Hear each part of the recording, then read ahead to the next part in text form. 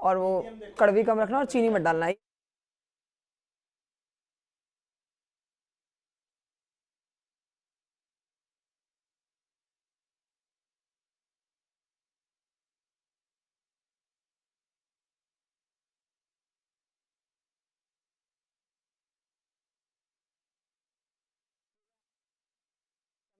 Nomination की प्रक्रिया शुरू हो चुकी है।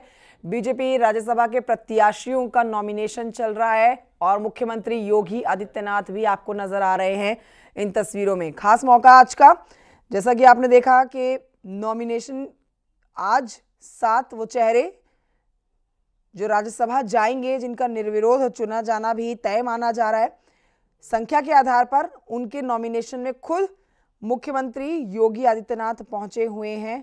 ये सीधी तस्वीरें आपके सामने नॉमिनेशन से पहुंचा रहे हैं।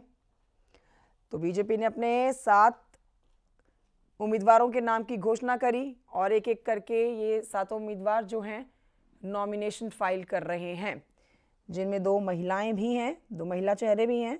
भाजपा ने सुधांशु त्रिवेदी को रिपीट किया है। इनके अलावा अमरपाल मौर्य हैं, आरपीएन सिंह हैं, नवीन जैन हैं, संगीता बलवंत हैं, साधना सिंह हैं, तेजवीर सिंह हैं। तो वो ये प्रत्याशी हैं।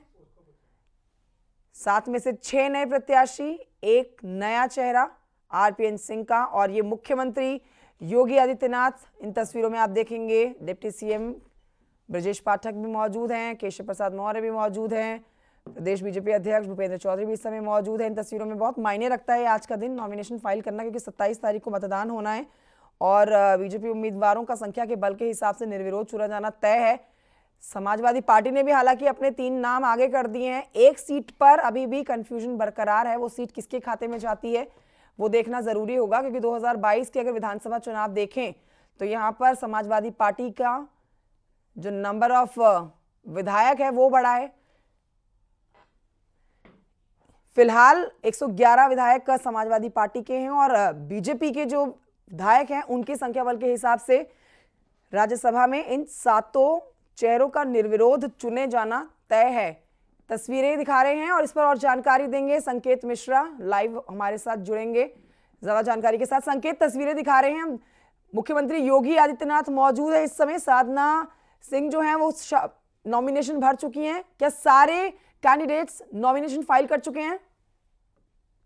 ये प्रक्रिया नॉमिनेशन की चल रही है और इसमें मुख्यमंत्री योगी आदित्यनाथ मौजूद हैं। उनके साथ में दोनों deputy CM, Bharatiya Janata party के प्रदेश के अध्यक्ष भूपेंद्र चौधरी मौजूद है। इसके अलावा सभी 7 प्रत्याशी मौजूद हैं। नामांकन की प्रक्रिया चल रही है। लगभग नामांकन जो हुए हैं वो दाखिल कर दिए गए हैं। उसमें अगर बात की जाए आरपीएन सिंह की, चाहे वो साधना सिंह हो या फिर अमरपाल मौर्य हो, जो कि भारतीय जनता पार्टी संगठन के चेहरे हैं, प्रदेश महामंत्री हैं, वो भी नामांकन कर रहे हैं। इसके अलावा जो संगीता बलवंत बिंद हैं, गाजीपुर से हैं, तो उनको भी मौका दिया गया है बिंद चेहरे के रूप में, वो भी अपना नामांकन कर रही हैं। और जाहिर सी बात है, जो सियासी समीकरण के लिहाज से अगर देखा जाए तो ये 7 राज्यसभा के प्रत्याशी भारतीय जनता पार्टी ने उतारे हैं और 7 संख्या बल भारतीय जनता पार्टी का 7 प्रत्याशियों को जिताने का पर्याप्त है।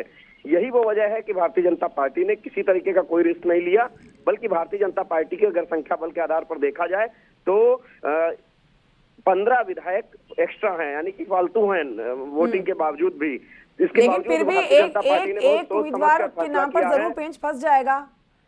मतलब 8वां अगर बीजेपी की तरफ से कैंडिडेट आता है सामने तो उसके लिए संख्या बल कम है बीजेपी के पास और समाजवादी पार्टी के पास एक सदस्य कम है। हुई रणनीति के तहत भारतीय जनता पार्टी ने अपनी सधी हुई रणनीति के तहत 7 प्रत्याशी संख्या बल के आधार पर बीजेपी जिता सकती थी और 7 ही प्रत्याशियों के नामों का बीजेपी ने ऐलान किया है केंद्रीय नेतृत्व ने। ऐसे में 8वां प्रत्याशी अभी भारतीय जनता पार्टी का नहीं आया है। ये जो 7 प्रत्याशी हैं ये निर्विरोध इनका जीता जाना तय है, क्योंकि संख्या बल भारतीय जनता पार्टी के पक्ष में है और जो बीजेपी की रणनीति है 7 प्रत्याशियों को उतारने की, दरअसल लोकसभा का चुनाव है।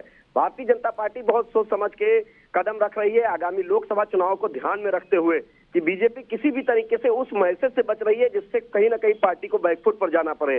तो ऐसे में भारतीय जनता पार्टी के जो रणनीतिकार हैं उनके पास 7 संख्या बल है 7 प्रत्याशी जिताने का, तो 7 प्रत्याशी उतारे हैं उन्होंने और 7 का वो नामांकन प्रक्रिया चल रही है।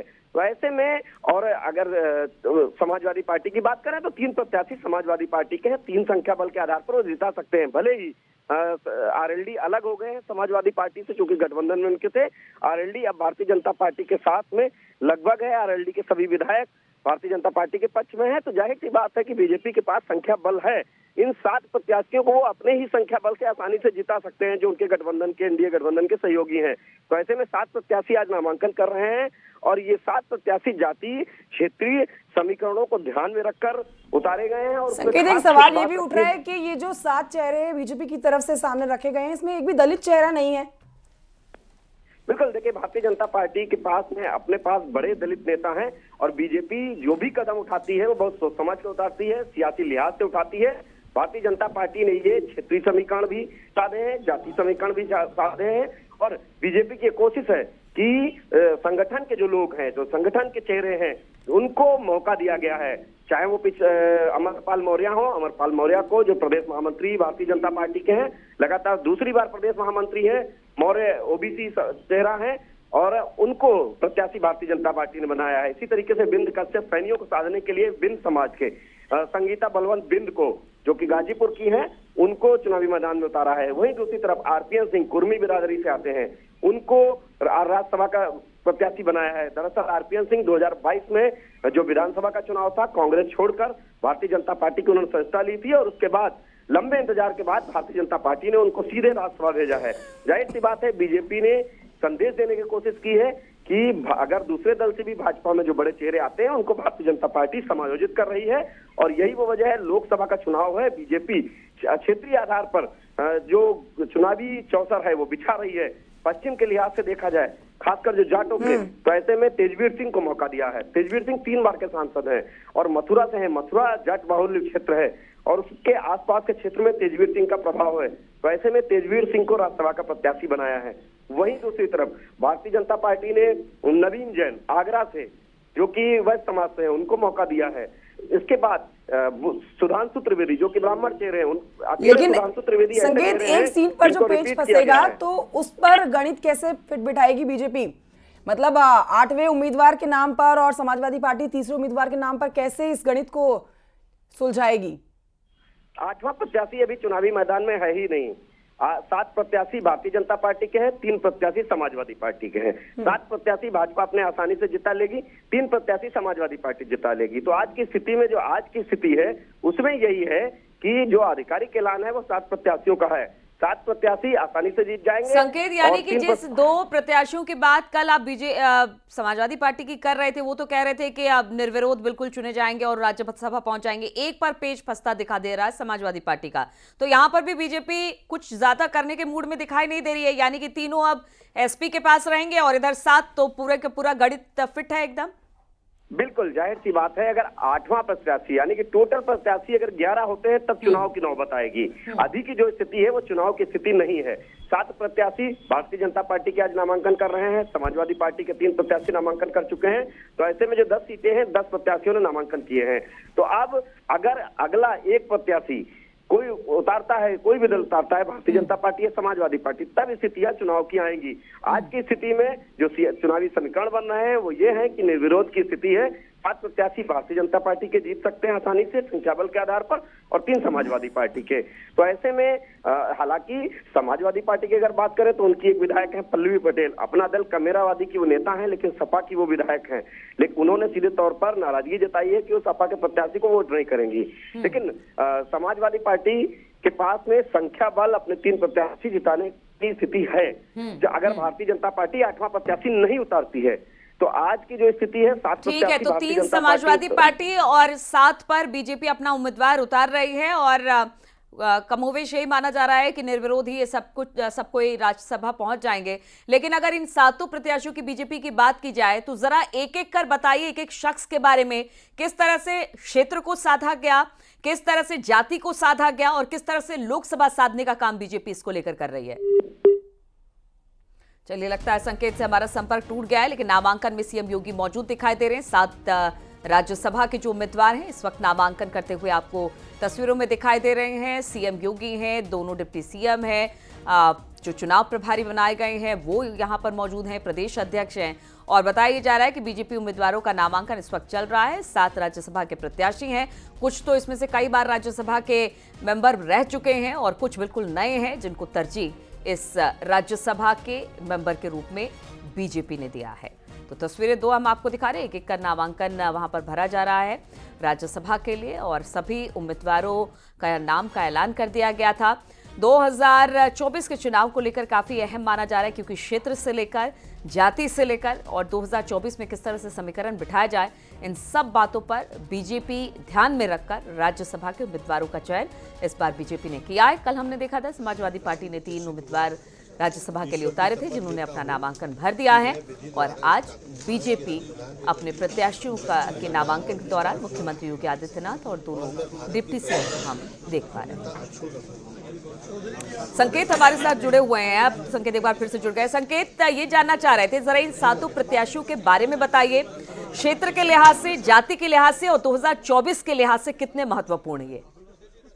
से पहले बात करें इन 7 प्रत्याशियों में तो शुरुआत करते हैं आरपीएन सिंह से। आरपीएन सिंह कांग्रेस सरकार में केंद्र में मंत्री रहे हैं, संगठनात्मक अभियानों में कांग्रेस में शामिल रहे, राष्ट्रीय स्तर के नेता थे कांग्रेस में। इन्होंने 2022 में भारतीय जनता पार्टी की सदस्यता तब ली जब विधानसभा के चुनाव थे, उससे पहले आरपीएन सिंह भारतीय जनता पार्टी में है और उसके बाद लगातार आरपीएन सिंह को अब भारतीय जनता पार्टी ने लंबे समय बाद इनको जिम्मेदारी दी है, राज्यसभा में भेजने की तैयारी की और उनका इन्हें प्रत्याशी डिक्लेयर किया। आज इन्होंने नामांकन भी कर दिया है। तो ऐसे में आरपीएन सिंह जो चेहरा है वो कुर्मी चेहरा है। उनका आसपास कुशीनगर और आसपास की जो लोकसभा की सीटें हैं उनमें अच्छा खासा दखल माना जाता है। संथवार बिरादरी से आरपीएन सिंह आते हैं, तो ये एक जाति समीकरण भी साधा है और साथ में ये भी मैसेज देने की कोशिश भारतीय जनता पार्टी ने की है कि अगर दूसरे दल से कोई आता है और भारतीय जनता पार्टी उसको समायोजित करती है और बेहतर तरीके से समायोजित करती है। सीधे राज्यसभा भारतीय जनता पार्टी ने आरपीएन सिंह को भेजा, भले ही लंबा इंतजार किया हो आरपीएन सिंह ने, लेकिन वो राज्यसभा का प्रत्याशी के रूप में उन्होंने आज नामांकन कर दिया।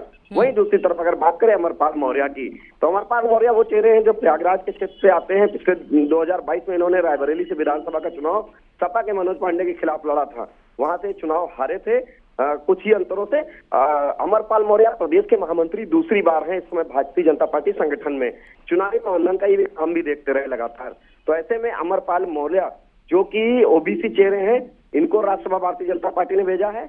अगर बात करें संगीता बिंद की, बलवंत बिंद, जो कि गाजीपुर से आती हैं, भारतीय जनता पार्टी के पास गाजीपुर में कोई विधायक नहीं है, तो ऐसे में भारतीय जनता पार्टी ने वहां से बिंद समाज की जो संगीता बलवंत बिंद है, इनको राज्यसभा का प्रत्याशी बनाया है। इन्होंने भी नामांकन कर दिया है।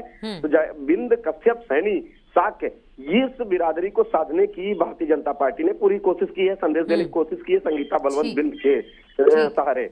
वहीं दूसरी तरफ अगर बात करें तेजवीर सिंह की, तो तेजवीर सिंह पश्चिम यूपी से आते हैं, मथुरा से वो सांसद रहे हैं और भारतीय जनता पार्टी के वो पुराने सिपाही हैं। तो ऐसे में भारतीय जनता पार्टी ने उनको राज्यसभा का प्रत्याशी बनाया। बिल्कुल, तो 7 प्रत्याशी, 7 प्रत्याशियों को राज्यसभा के लिए जिनका नामांकन इस वक्त हो रहा है, अलग अलग क्षेत्र से हैं, जाति से हैं, समीकरण साधने की पूरी कोशिश बीजेपी की तरफ से है। और सबसे बड़ी बात है कि नामांकन इस वक्त हो चुका है और निर्विरोध चुने जाने की पूरी उम्मीद है। और इस दौरान हम तस्वीरें भी दिखा रहे थे अपने दर्शकों को, जहां पर मुख्यमंत्री योगी आदित्यनाथ और बाकी सब लोग भी मौजूद थे। बहुत बहुत शुक्रिया आपका संकेत।